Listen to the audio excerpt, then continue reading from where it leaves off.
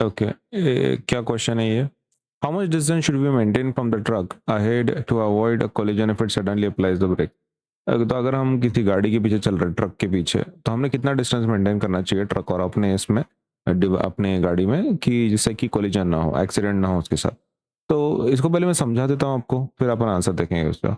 देखो, जनरली कैसा रहता है ना कि अगर कोई गाड़ी किसी ट्रक के पीछे है, अगर ट्रक एकदम से रुक गया, ठीक है, तो क्या होगा? आपकी जो गाड़ी है वो एकदम से कोलाइड हो जाएगी ट्रक के साथ, एक्सीडेंट होने का चांस है, राइट? तो अगर आप बहुत चिपक के चल रहे हो किसी ट्रक के साथ तो बहुत मुश्किल है, right? Too close cannot stop. अगर आप बहुत ही पास में हो ट्रक के तो आप रुक ही नहीं पाओगे उतने टाइम में, क्योंकि इसने सडनली ब्रेक लगा लिया, सामने कुछ ऑब्जेक्ट है, कुछ है, तो एक्सीडेंट होने का 100% चांस है, राइट? तो गाड़ी के बीच में और ट्रक के बीच में एक पर्टिकुलर सेफ डिस्टेंस रखना जरूरी है।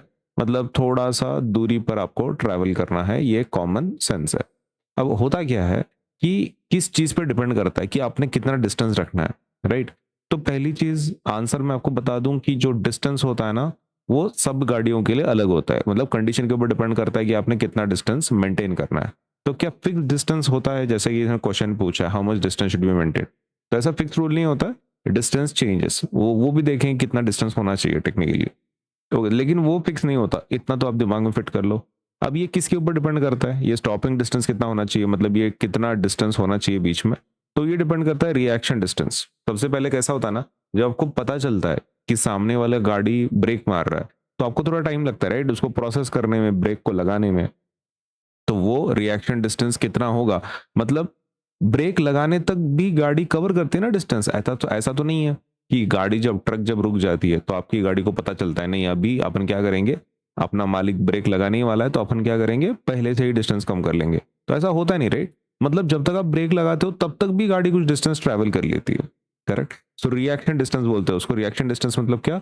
वो डिस्टेंस जो गाड़ी कवर करती है ब्रेक लगाने तक। ब्रेक लगाने तक जो डिस्टेंस कवर किया जाता है, रिएक्शन डिस्टेंस। ब्रेक लगाने के बाद भी कुछ डिस्टेंस कवर किया जाता है, राइट?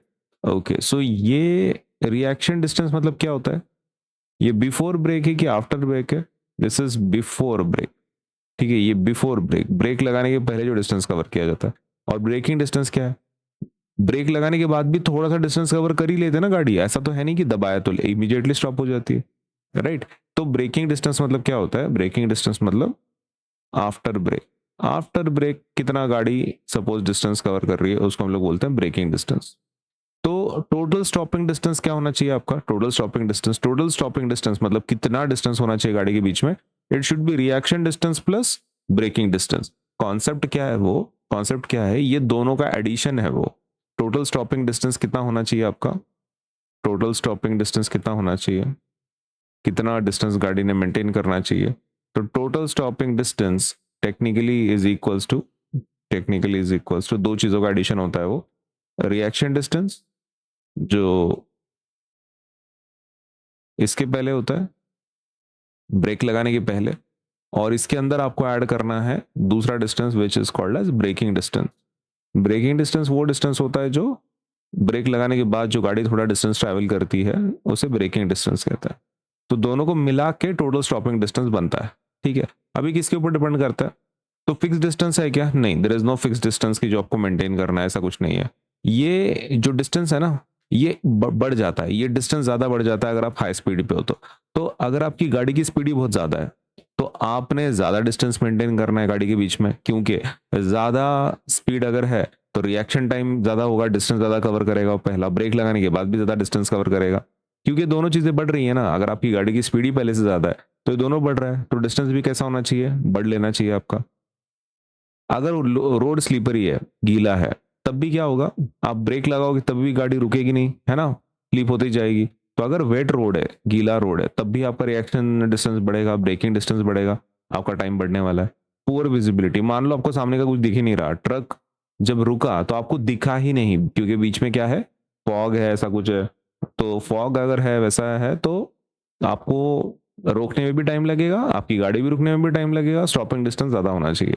और आपके अगर टायर, मतलब जो ब्रेक्स हैं, वो थोड़े से वीक हैं या फिर पुराने हो गए, आपके टायर पुराने हो गए, तो वो भी जल्दी से रुकेंगे नहीं, राइट? क्योंकि उसका जो ग्रिप है वो खराब हो चुका है, गायब हो चुका है, और उसके ऊपर का जो डिजाइन है वो गायब हो चुका है, मतलब उसका फ्रिक्शन नहीं है, वो it's it's very smooth.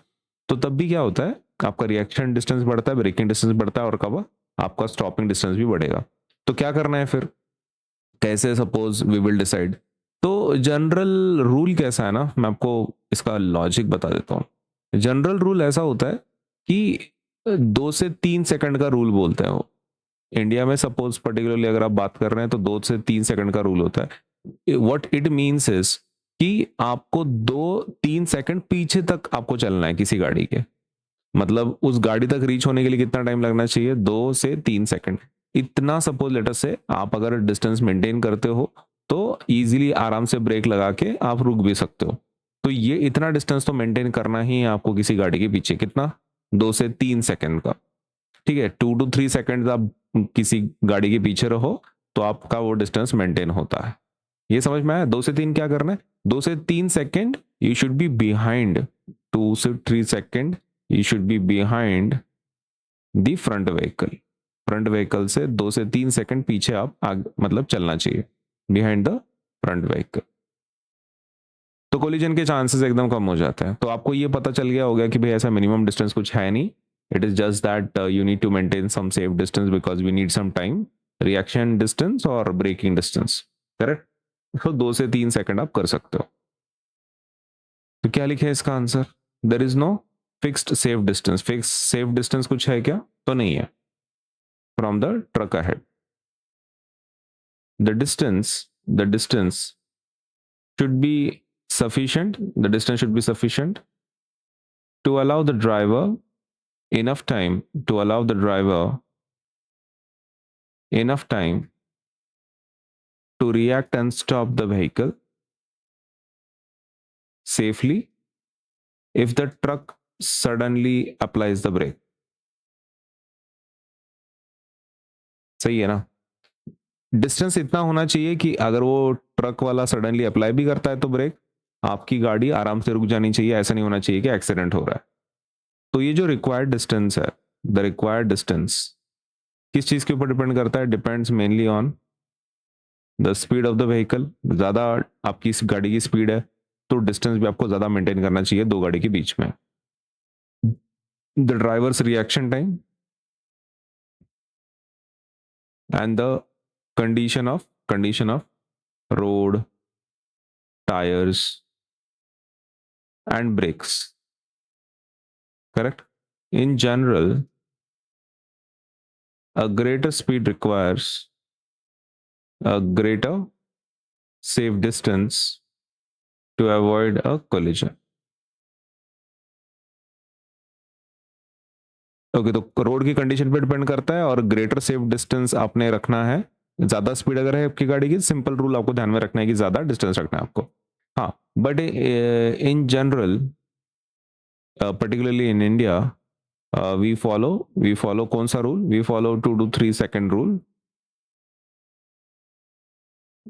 which means that we should be 2 to 3 seconds behind a particular vehicle।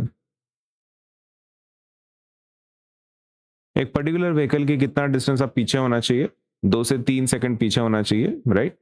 तो अगर आप ऐसा चलते हो तो ये चल जाएगा, ठीक है ना। A safe following distance is the least at least 2 seconds behind the vehicle in the front. Okay, तो ये चीज हम लोग यहां पे लिख देंगे।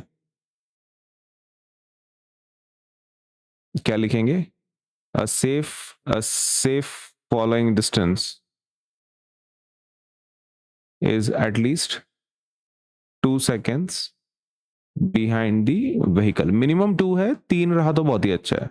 behind the vehicle in front, जो भी सामने व्हीकल है उसके 2 सेकंड पीछे अगर आप चलते हो तो बहुत ही बढ़िया है।